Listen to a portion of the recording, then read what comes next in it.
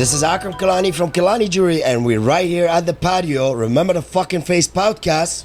Remember the fucking face. You already know, Wagwan. We got one of the biggest and the most legendary person right here with us, Matty. I want you to let everybody know, who the fuck are you? How did you make it in this world? I want you to bring me back and let me know who is Matty. People want to know who is you.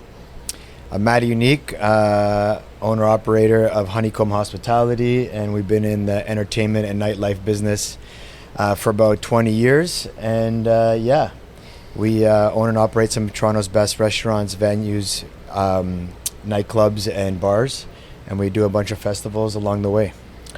This is amazing because if you're saying 20 years, that means my relationship with you started almost there, because I know I met you around 2006, 2007 when Cheval was ringing at the time.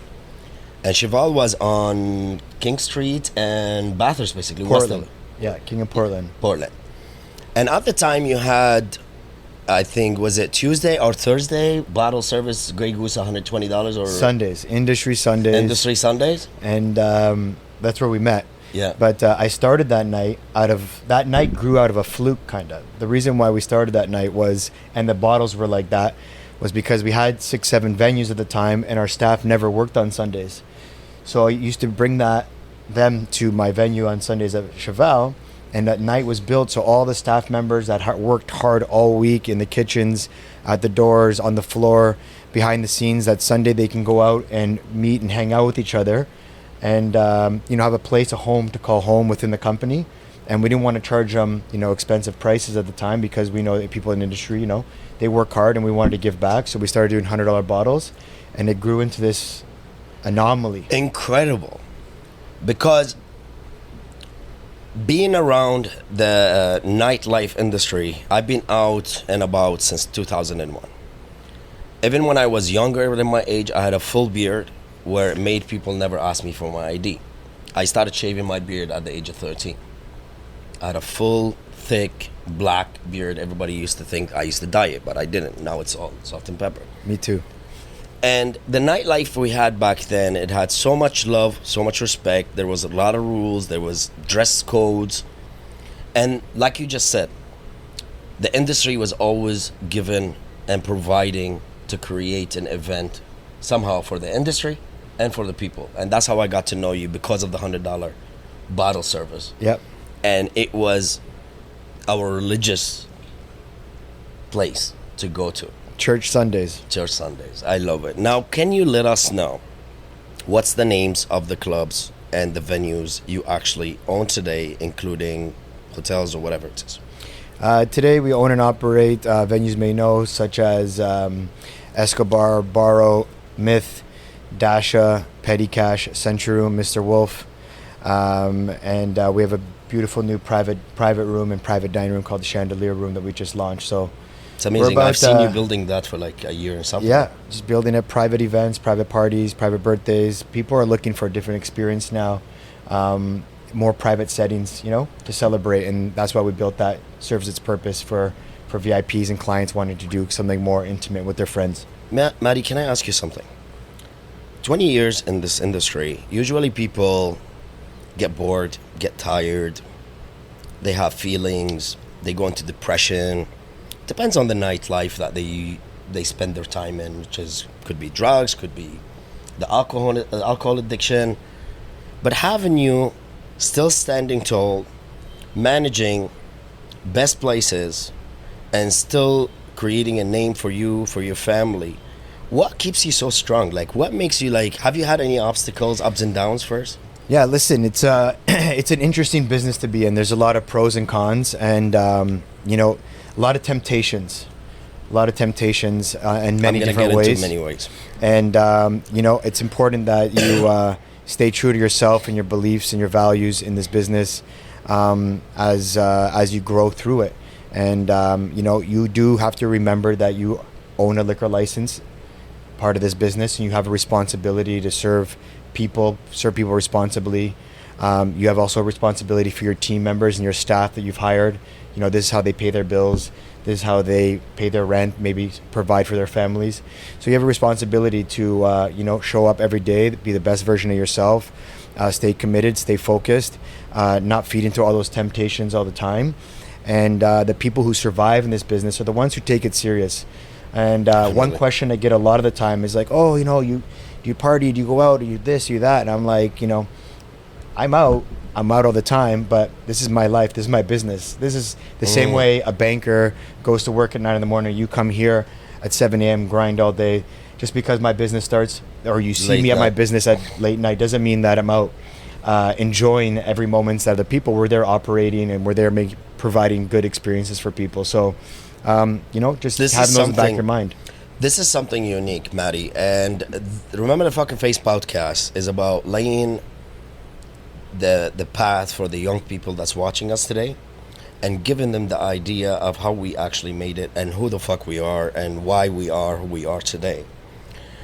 And I remember one time I walked in out of the fluke to Escobar, and when I walked in, I went to another booth, and I looked to my left, and I see you in the booth, and you have your own bottles, and I ordered my own bottles, and I jumped into your booth, I hugged you, and then immediately once the drinking started, you took a shot with me, and then you said, I'll be back, and I knew this is it. Now it's time for you to be in your office.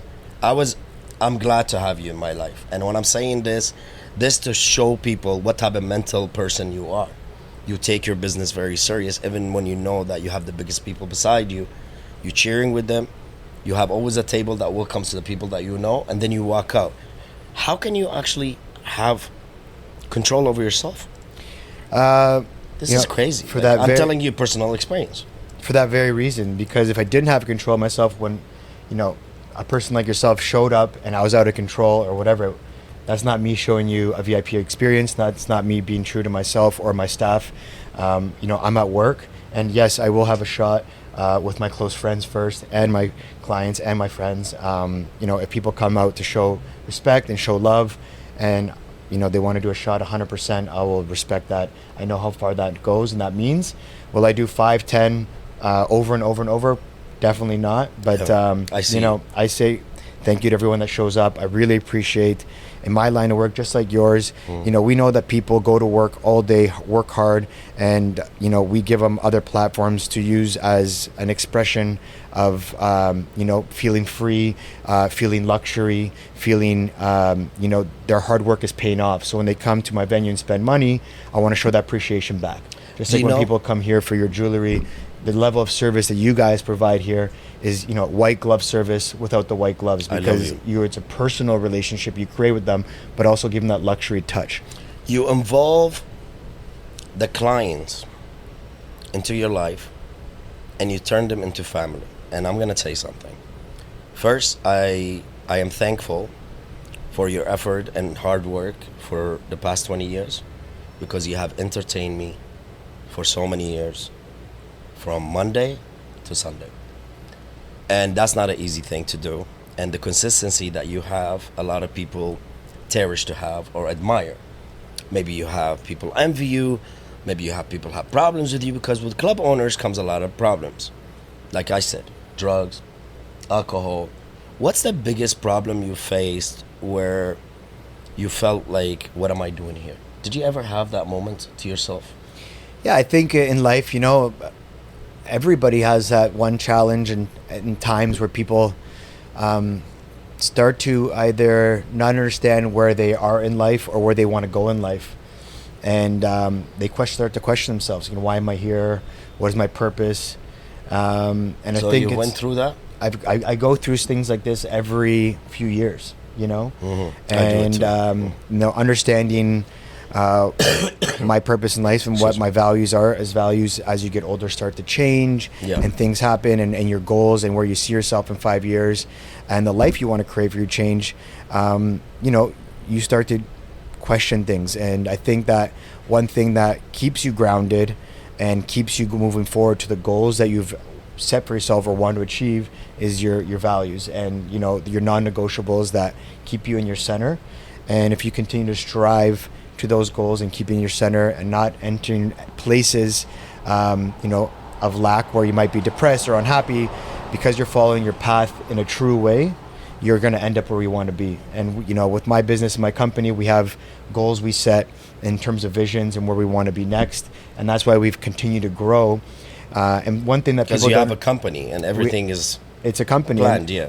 I've been in the situation, you know, where I've had 6-7 clubs at a time, and you know, I was young, money was coming in fast, you know, that quick, fast lifestyle. And as I grew older, more into restaurants, I started to realize, like, holy fuck, restaurants are a lot harder than nightclubs. I'll get there, but yeah, tell me your story. And when we got to that point, I started to realize I had a Ferrari with no engine. Oh my God. And I had something so beautiful and all these things, but there's no real meat and potatoes running and driving the machine. Wow. And that's where I had to really dig in when I got to my 30s, you know, 30, 31, and I really had to build a foundation of a company, build my core values, what this company wants to mean to me, and eventually what it will grow into without me. You're stunning. This is how I think about my legacy. Because when I tell people Kilani is not going anywhere, is going to be here forever. And whoever have a piece from me today will remember me for the rest of their life and maybe generations to come. And we are here to print an image, to leave such an impression on people. And there are people right now going to be watching us that they don't go out, but now they're gonna see your face. They're gonna remember every night that they went out to your club. I remember the way your organizations work, and I know you made a lot of changes after the 30 with your training and exercising, and you took everything extremely serious. And I remember how you always had something to do with all your employees, like a private event just for your employees. Do you still do that? Yeah, we have, COVID a bit changed, but I remember before COVID, you had like something crazy for all your employees when you owned Wildflower and everything. So when we built out these core values, you know what I mean? We also built out really good company and programs within our company to grow, the community, to spread our core values within the team, and really be part of the growth of this company. And it all stems within, right? Yeah. And, we would do stuff like, partnerships where an owner would come in, tap the shoulder of, the dishwasher, and would go in there and give the dishwasher a $300 budget to go enjoy his day while I paid him on salary for that day. Well, I took his shift. And the reason for that is I wanted to know the pain points of every position of our team members. And, and it might be a dishwasher, it might be the person doing prep, it might be a bartender, it might be a hostess. And when you actually go in day to day and feel like, oh, you know what? This person's washing dishes with not the hottest water. This is not good. Or the hostess at the front has, the phone has been broken and she can't answer it properly. Whatever pain points you see, or the menu has, tears in it and we have to print more different ones. You start to see what their day-to-day is like when they come to work, their level of happiness. And then you start to make adjustments, you make your notes of what I can do to make this person's job better. So every time they come in, the workplace better. Because the experience we can deliver, anyone can deliver, is only as good as how happy the employee is to come into work. If the team member comes in, everyone has a hard day. But when we come in through the doors, my non-negotiable is that it's 50-50. I'm going to give you my 50%. I'll go 100% to meet you halfway. This is everything I do. I'm going to pay you on time, give you the best place to work, be an amazing, all I need from leader. You is loyalty. And what I need for you is, as soon as you walk in these doors, you give me 100%. You're going to show up, make sure that you give the best version of yourself, work hard, and when you leave, we both leave and we have both meet each other at 50%, right? So I want to make sure that workplace is a good place. So even if someone's having a bad day, as soon as they walk in, they feel like home. They left home to come home. Do you know? This is called management. When me and my family were running our business at the flea market, we were basically managing ourselves only. We didn't have employees. The only employee we had at the time, it was our coworker, Noor. She's still here with us. Mm-hmm. You know her from that time. So we didn't have responsibilities to manage employees and how to think about it. Now, when we opened up here, I started to hire people. Now, I started to go through the experience of management. I started to read. I started to read about how a company turns from 3 to 2 people working there to 10 to 20. What's the obstacles? What's the bad reviews? I read the bad reviews on the boss, and I read the reviews from the boss himself. And I started to learn more by educating myself about management. And at the beginning, I was getting frustrated because I'm so about detail, and I want to make sure everything comes out 100%. And I try not to make mistake, because each mistake can make a lot of trouble, and it can reflect on everybody within the company. You could be an owner or not. Everybody will hold responsibilities. So I used to get mad, I used to get crazy when somebody does something wrong or don't listen correctly. And one day my dad looked at me and he's like, "You can never be a manager." I was like, "Why?" He's like, "Everything you're doing is amazing. The organization, how you put it, how you trained, how you got to hire, everything is all perfect. But when you come to fix issues or be able to treat or talk to your employees, you can't be a manager, because you're sitting on the bench watching the play right beside." Real management, like if you look at the basketball or hockey, the real management don't sit on the bench. They're up top watching the play from up top, so they can see how everything is moving, and that's how they manage. You are sitting on the bench. From that moment, I realized, this is fucking right. Why am I in the bench? I need to go back up top and watch the play and create a better environment where it can drive this business to legacy and leave an impression on people's faces, including the employees. And I shifted everything I thought about. I shifted my mentality. I opened my mind, and I brought everybody into my life, just like how you did. And here we are, Kilani Jewellery. So I know this was the best tip you've given right now, because the youth need to know to be a manager is not an easy job, because then you have to make sure your employee is good. Is he happy at home? You have to basically read everything that's happening. And that's a tough thing. But when it comes down to restaurant, a lot of people tell me, let's open a bar, let's open a restaurant. I tell them, listen guys, I cannot sit down and calculate how much dollars I can make a day. I'm a guy that makes a sale to and makes money. And in the restaurant business, there's a lot of responsibilities, plus your shelf expiry date that makes you lose money if it doesn't sell. How do you give the advice when it comes down to restaurants? Because a lot of people are going to look at you and say, I want to partner up with Matty. I want to open a restaurant. And many people came to you and told you that, right? Yeah. What do you say about restaurant business when you talked about toughness? Because that's crazy business.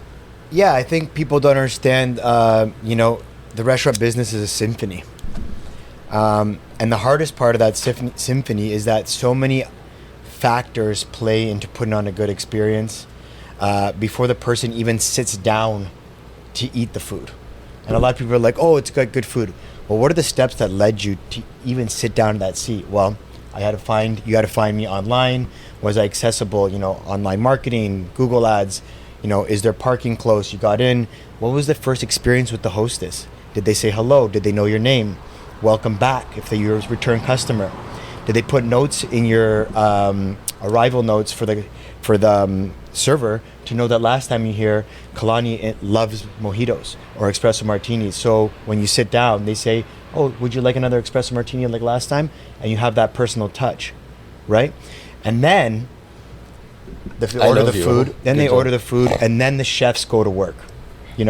So many factors need to happen perfectly in a restaurant experience, from the start of the experience, from finding you to coming to the welcome to sitting down to the food experience to the end of the experience where you get your billing. How many times have you been in a restaurant, you have an amazing experience and it's been a great meal, and then your bill took too long to come, and all of a sudden you got frustrated and you're like, oh, this pissed me off. So everybody did everything perfect, but the server just took too long to bring your bill because you wanted to leave quick for whatever reason, and now you're pissed on your way out. That could make a whole change. So we did everything right, 20 steps, until that last step, or the hostess didn't say goodbye, we'll see you again, whatever it may be, those small little touches, and everything went perfect. And one wrong thing happens can ruin your experience. Now multiply that by times, we do 500 covers a night sometimes at Myth, 600 covers. Multiply that by 600, customer experiences happening at the same time, and all the staff members, that symphony that needs to happen to create that perfect experience is extremely difficult. But when it happens, it's beautiful, and you can feel it on those nights. And some customers understand it and they're forgiving, and some customers are ruthless. And now with the Twitter typers and the keyboard heroes, the thumb. I call them the thumb heroes. The thumb heroes are. That's what I call them, because when they go with the these thumb, platforms, it's crazy. of all these platforms that people have a voice to give feedback, and I'm 100% for feedback. I love data. Data is the best thing that we have in this industry. Feedback's amazing. 100%. The one thing I hate about some of these, systems is that We don't say hate. We say dislike. This one thing I would change. Yes, I would change. Good. Is that the customer has a voice, and they can write a star or review. But why isn't the restaurant able to review the customer? Okay. So, you know where I'm going with this, right? Yes. Wait. Because a lot of people think the customer's always right. I think that generation's gone. Because not every single person that comes in is a good person or a good human and treats staff, especially since COVID or during COVID, we really saw this coming out. There was rules during COVID that we had to follow, or we'd lose our licenses. If someone didn't wear a mask to the bathroom, we had to tell them, sorry, we're going to lose our license unless you do that. That made us bad people. Listen, I get it. I wasn't for it either, but we have to follow the rules. We might lose our license. This is how people eat. This is how I provide for my family. This is how people provide for their family. It doesn't mean that we're bad people because we're following the rules and you go write a bad review about us for whatever may reason. But people and customers are not always right. And as business owners, we should be able to review the customers back, because it's not fair that someone can go write 1 star, blah, blah, blah, blah, this happened. And that we can't say, you know what, this person did this or did that. Now, and I'm not saying that happens all the time, but we should be able to write back what the situation happened. Look, reviews are the best thing to ever happen. Social media is amazing. Commenting is top priority for everybody, and we have to hear everybody's reviews. And when I see sometimes a review comes from a fake account that has no existence, knowing that these social medias control the society, needs to cleanse these fake accounts anyway. Yep. That's number one. And number two, when it came down to reviews, and I thought about it one day, we end up replying back to the people that actually put a review. And if they had a concern or something to say, we make sure we answer them back with an open heart, welcome them back. Please let us know what we can do to help you. Our phone numbers are right here. Contact us at your earliest convenience. Yeah, we do the same. Anyone that leaves, I love, like I said, I love good feedback. You write a big review and tell me this was good, this was bad. Like, give me some feedback, right? This is how we grow our business. This is how we make things better. Let me know how it started. Don't talk to me about the end only. And we email them, so we write back, contact us, or send us your email so we can contact you. We do a guest recovery, it's called. We get them back in while they're experienced to make sure that they're happy with the experience they had, and that whatever mistake was done before that is fixable, and we got them back in. But like you said, the people who just leave a 1 star, no information, see you later, go fuck yourself. I mean, how is that constructive for anybody? Because you built a great empire, definitely you're gonna have to have these fakers and Twitter tweets and thumb players. That's what I call them. Because a lot of times when people get mad, they don't know within that split 5 second they could type so much words that can actually hurt the human being cross, and maybe they don't mean it, but the thumb is running faster than their brain, and by the time they push send, it's already gone. Yeah, it's okay. Like we do respond to everybody. We do try to get people back in. The people that we know that are not authentic in terms of giving a real review or real feedback for us, that's okay. not everything is for everybody. And one thing that I've been, preaching to my team is that a lot of restaurants and businesses, all they do sometimes is just go in the one bad review, they'll get mad at the manager, get mad at the chef, or try to recover that experience. Now, why am I going to go after the employees? Why am I going to go try to recover someone who just, that maybe, eating this type of food just wasn't for them?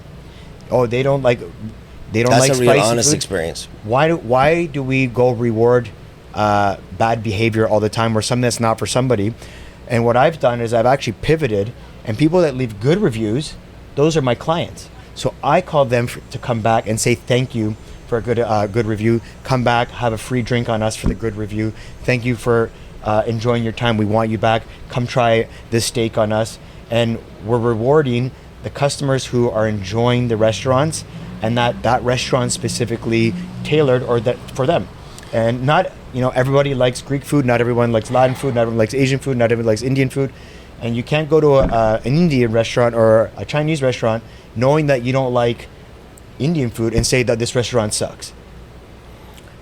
You've been serving the industry for 20 damn years. You are the first club and restaurant owner to be sitting here. I've had a lot of athletes, celebrities, rappers, musicians, people that had a reflection in this world and made a name for Toronto.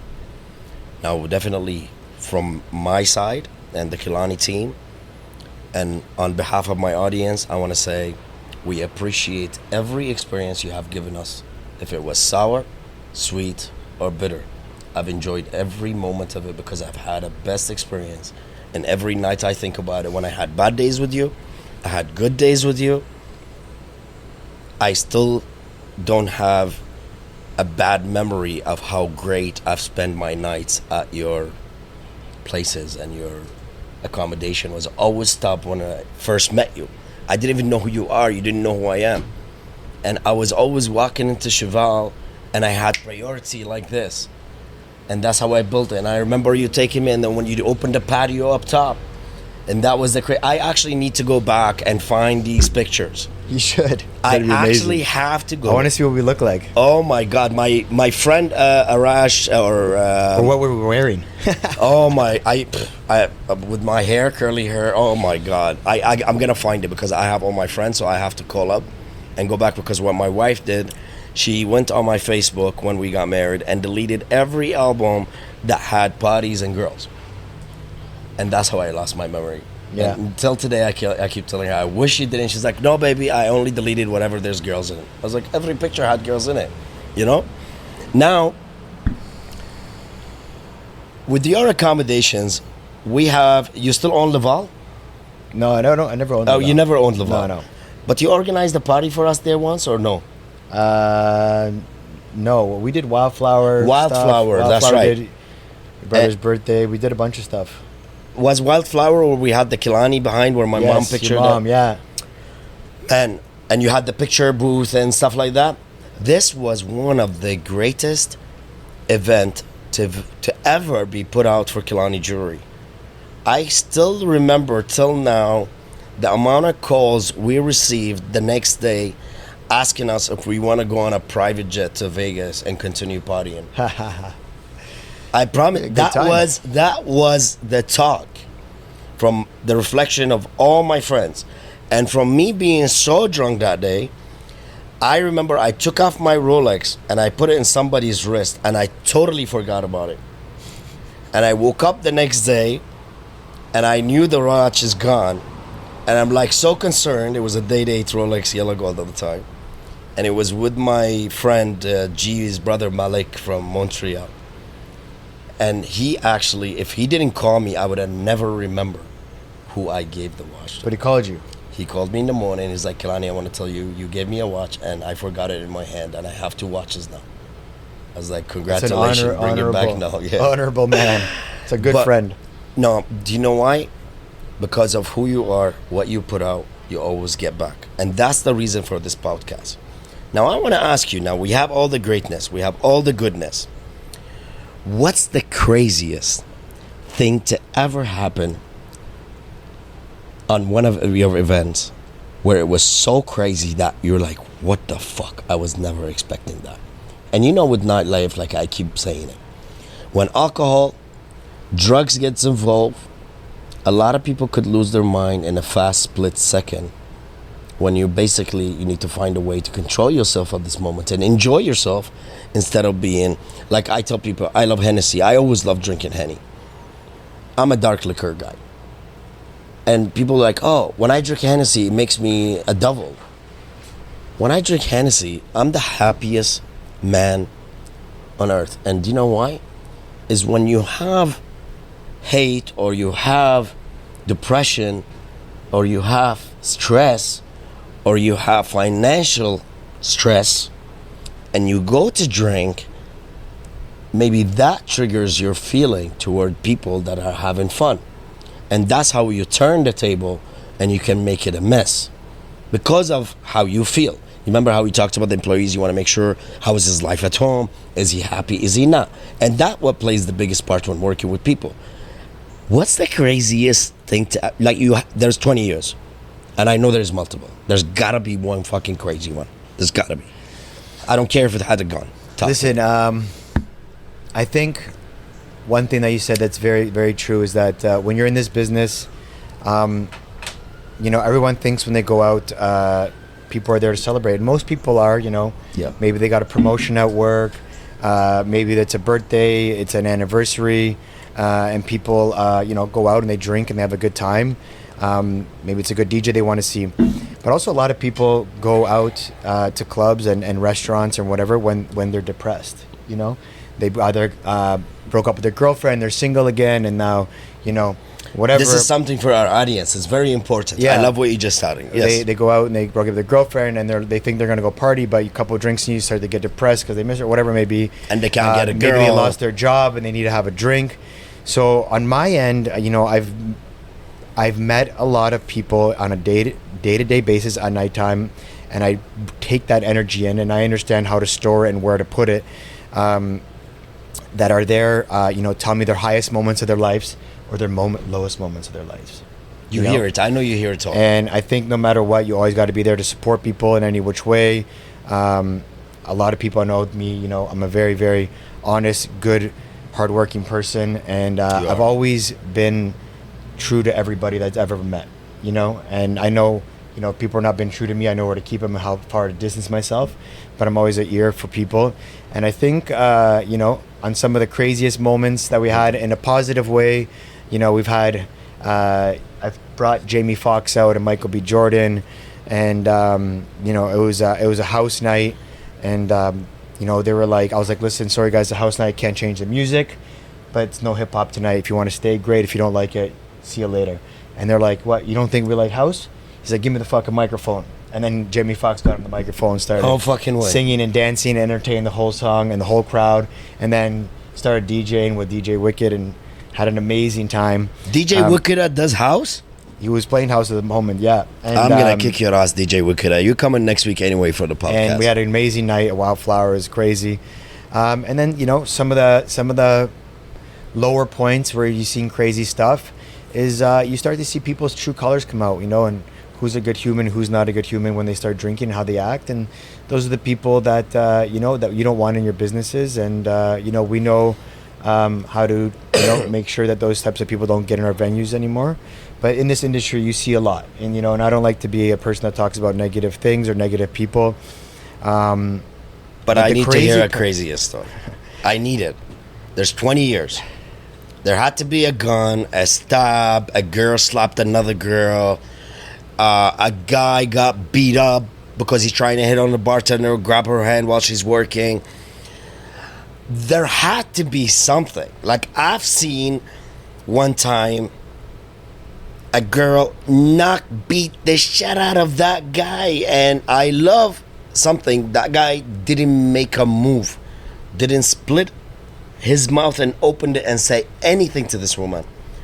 And I actually gained respect for him, not because he got hit, because he kept it simple, quiet, took what the girl had to do because she was depressed. He is not. She attacked him the wrong way. Well, we don't know the real story, but he held himself, didn't touch the woman, They didn't react, and that's when you gain respect for people like this. That's not a crazy story for me. Why? Because the guy didn't do nothing. And I have respect for him, but I want to know a crazy story. You see a lot of crazy stuff, but you know, we're here to talk about the positives of life, and you know, things happen. Do you know in why? this city, in business, and it happens. Lots of stuff happens. But I'm gonna tell you for something. For me, I like to promote this city as an amazing place. Hear me out. Yeah, no, it's the best city. I know. We and a lot of maybe viewers, I'm not too sure how, you know, old the audience is here, but we came from a generation and time when this city was growing. Yes, the beginning of and Toronto. There was a lot of tastemakers and people behind the scenes that have helped grow this city to be not a Canadian, you know, mega city, but an internationally known, one of the best places to visit and True. come to eat. Yes.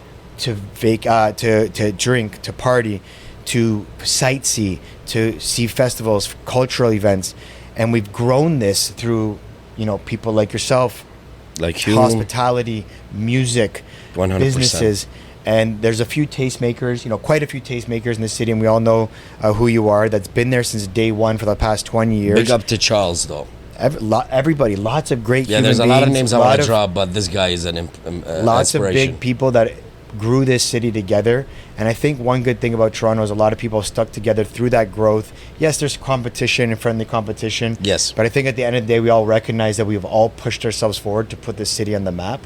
And, you know, obviously there's been bumps in the road along the way. And, you know, but we've got, I think, the city into an amazing spot where people know us internationally. Now it's just about people locally respecting it. You know, because a lot of people put a lot of hard work to put on these experiences. Yes. And a lot of people are not respecting that. You know, to the young people, and this is why this place, and I know the audience here, I'm telling you, is very nice, very young, and they look up to us. And the reason for this is to give them the path on how to be able to establish or work towards goals and achievement of what we did or what we built or what type of stories we can tell them, just to give them an idea how to be. But why I said that? First of all, Toronto, yes, was young. Not a lot of people know it. I remember when I used to travel and I say I'm from Toronto, they used to say, what is Toronto? How was Toronto? 25 years or so. Now when you go anywhere around the world and you say Toronto, oh my God, Toronto is the best city. I've been there. My friends been there. Drake, weekend, da-da-da-da. And Toronto and the nightlife of Toronto, to go back in history, we started the pictures taking in the clubs. There was no social media. There was no social media, but the clubs like Club photos. Meet Me into Yo. Club photos were massive. Okay, and Toronto. Look, I'm getting goosebumps, guys. This is real story. Toronto started to bring in camera guys, and the club owners were bringing these camera guys. And they were walking in there and making sure, taking pictures of everybody and telling them which side to go on to collect their pictures. And we used to hunt to go to these clubs so we can get a picture, so we can get it off that side and try to upload it to MySpace, Facebook, yeah? Yep. So Toronto had a lot of originality and tons. did build big. And now we are here. Respectfully to all the young people, we have put a platform that can help you easily to become somebody in this world. But why I said in the nightlife there's got to be a crazy moment is because I want to give the audience not an advice, a chance to understand how to act at a drunken drug moment or a drunken moment or last moment. And my best advice or my best say from a business owner, and knowing a business owner like you that have provided for me great nights and amazing moments that I can never be forgetting, and the memories is untouchable, you know. But I have learned through it. When I was young, I used to get mad and aggressive if somebody talk shit to me or say something that I don't like. And I got into one situation where my sister got me into that situation. That's how I have the little scars in my eyes. She acted beyond, and I end up getting into trouble. And that's the day I looked at everybody from my family as like, when you see me out, never react, never act tough, never think I'm gonna do beyond for your stupid action. And why is that? Because whatever reflection you leave, even when you're drunk, it will stick in people's mind forever about you. It's your name. Your name. If you wanted to, your name. Do you is understand everything. why I said about the bad thing? You only live and die by your name. And when it comes to business and relationships, if you don't think everyone talks about, who you are or asks around about you before they do business, Yeah. and what type of person you are and what type of integrity you have and what kind of name you have, just remember all those stupid decisions you make, business-wise, acting stupid, people talk, and that's how real businessmen that make real money make a decision if they're going to do business with you in life. Incredible moments, incredible time with Matty. I appreciate everything you've said here. You're definitely one of the unique legends out of Toronto that made the light show continue in our city till today. And don't forget to download the song Light Show.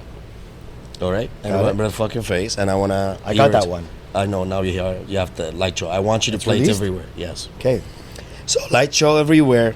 And because of who you are, we are thankful today to have someone like you providing to the city, providing to the young people that's about to go out and experience their lifetime and have their first experience by being 19 years old and having their first shot, having their first party, having their first best meal at the best restaurants.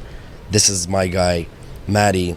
I know you for so many years. I appreciated everything you've done for me and my family and toward my company. And I'm definitely going to be supportive to you and your family and your company. And actually, I owe you this for the rest of my life too. Thanks, bro. I love it. You and your family are the most authentic, genuine people. I love you. I met So your many dad. years, you I know met that. your sis. Did I meet your mom? Not sure. You met my dad for sure. No, I met your dad. Yeah. He's the sickest man, He's a Yeah, wild this guy, he's a wild guy, and he looks young. Testosterons are working very fine. And when you see this man sitting on this table, you see all the hot ladies all around him, and I know that. I respect that about him, It's because of who he is, his personality, that made you. What's your last words to the audience? Actually, my last words are I have a question for you. Ask me. Because I know your followers are going to watch this, but maybe some of mine. What is your one piece of advice in business that you'd give my followers? Your followers, which it is, you're talking about the fans or the workers? Fans. People who come into my restaurants, venues. What's your type of business advice to be successful? What do you I wanna became, say? look, this gave me goosebumps. I made my name in the nightlife. I made the name Kilani Jewellery get recognized in Toronto through me being at every club, every venue, and Toronto was wild Monday, Tuesday, Wednesday, Thursday, Friday, Saturday, Sunday. And I used to go out, and every night I said, tomorrow I'm not going to go out, and I end up going back out. And it was all to keep my name printed in people's brain. And what made me learn in the nightlife, the drinking moment, you might find bad guys or good guys, but I'm telling you, I have made tons of money. I have met great people like you, and I continue to do the same. And the best advice I give to all the fans out there, believe me guys, to build a name for yourself, don't act tough, don't go crazy, control yourself, and build a legacy where it can remind people of how you did it at night. Because if you're so professional in the daytime, you should continue that through your nighttime. Build a brand through integrity. That's how it works. And If that's you what I think did. about it, it's very simple. It's so easy. Be a good person, put out good energy, good things come back to you. And how true is that actually? Because I know people say it when we're younger, like good vibes attract good vibes and all the bullshit quotes, whatever. But it's actually fucking true. And you know what? It's the energy too. Yeah, the minute you start putting bad energy out in the world, Everything disappears. everything disappears. Just before we started, you seen one of my guys' mother calling me just to check on me. Yeah. And she's so amazing. That's his mom. And the way this makes me feel great. And I met her son through nightlife. Yep. And listen, we're all made out of nothing, man. This is just atoms and energy. So the energy you put out into the world, you're going to receive, bad or good. Because bad attracts bad, abundance attracts abundance. Keep your goodness in this world. Remember, Toronto is the greatest city in the world. And don't forget that we live in a society that's multicultural, diverse, and very intelligent and talented. Like I always tell everybody, no one will sit on this chair unless they are extremely talented. I'm here for you. Try to give you the best way on how to live your life or make your choices. My friend Matty, Thank I you so appreciate much it. for having me, man. Remember the fucking face. Remember the fucking face.